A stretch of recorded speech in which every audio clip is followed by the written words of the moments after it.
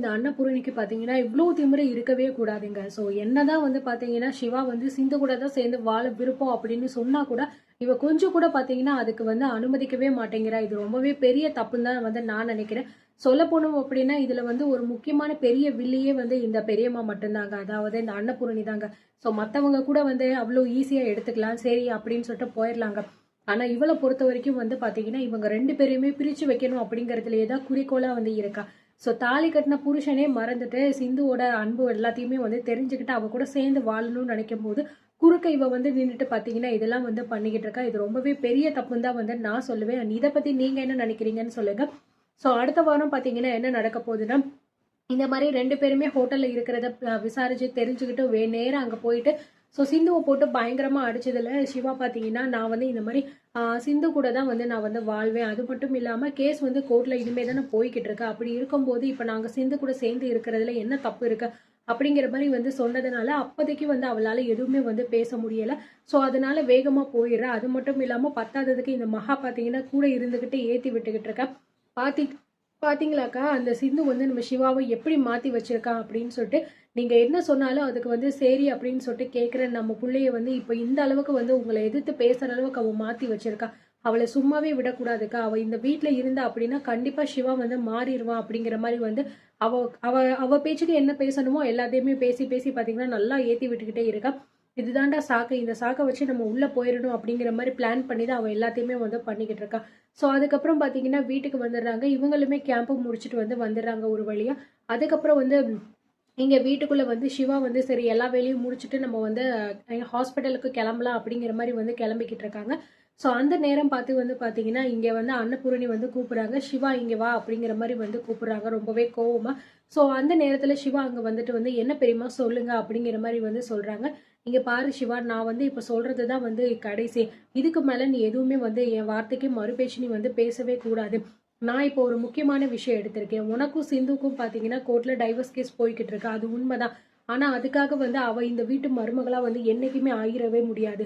அது மட்டும் இல்லாம அந்த கேஸ் வந்து முடிஞ்ச உடனே வந்து உனக்கு நான் வேற ஒரு பொண்ணை பார்த்து கல்யாணம் பண்ணி வைப்பேன். நீ அவ கூட தான் சேர்ந்து வாழணும் அப்படிங்கிற மாதிரி வந்து இங்க அன்னபூரணி வந்து ரொம்பவே கட் அண்ட் ரைட்டா கோவமா வந்து சொல்றாங்க. ஸோ சிவா வந்து பாத்தீங்கன்னா இல்ல பெரியமா, என்னால அது வந்து முடியாது.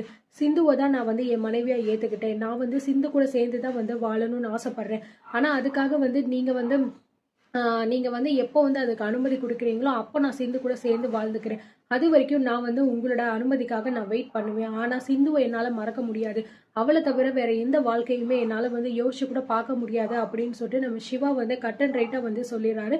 ஸோ இதை கேட்டு பயங்கரமா வந்து பாத்தீங்கன்னா நம்ம அன்னபூரணியும் வந்து டென்ஷன் ஆகுறாங்க. இந்த பக்கம் டேபிள்ல உட்காந்துட்டு நம்ம பைரவியும் சாப்பிட்டுக்கிட்டு இருக்காங்க. சிவா சொல்ற ஒவ்வொரு வார்த்தையுமே வந்து கேட்டுக்கிட்டு இருக்காங்க. பரவாயில்ல, சிவா இந்த அளவுக்கு மாறி இருக்காரு அப்படின்னு சொல்லிட்டு. ஆனா அன்னபூர்ணி பாத்தீங்கன்னா விடாப்பிடியா சொல்லிக்கிட்டு இருக்காங்க. இங்க பாரு சிவா, நீ என் பேச்ச வந்து எப்பயுமே மதிப்ப அப்படிங்கறத நான் நம்புறேன். ஆனா நீ இப்ப பேசுறது வந்து சரியில்லை சிவா. இது எல்லாத்துக்குமே காரணம் வந்து சிந்து தானே. இங்க பாரு, அவ கூட நீ சேர்ந்து வாழவே முடியாது.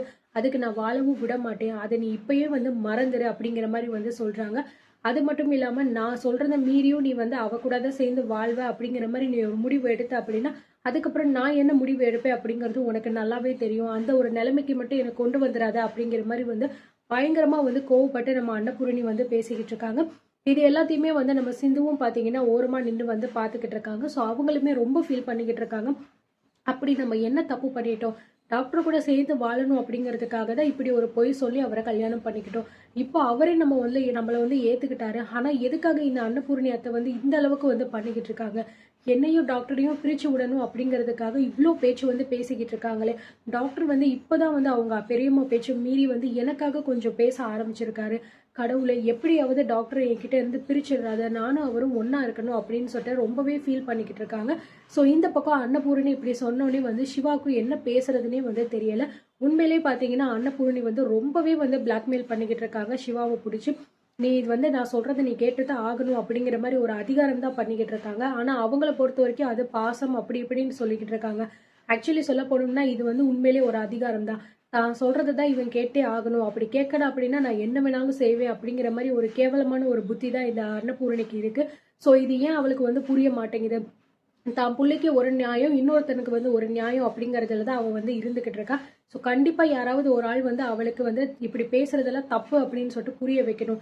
எனக்கு என்னமோ இந்த விஷயத்த வந்து பைரவி புரிய வைப்பா அப்படிங்கிற மாதிரி வந்து தோணுது. ஸோ என்ன நடக்குது அப்படிங்கறத பொறுத்திருந்து பார்க்கலாம்.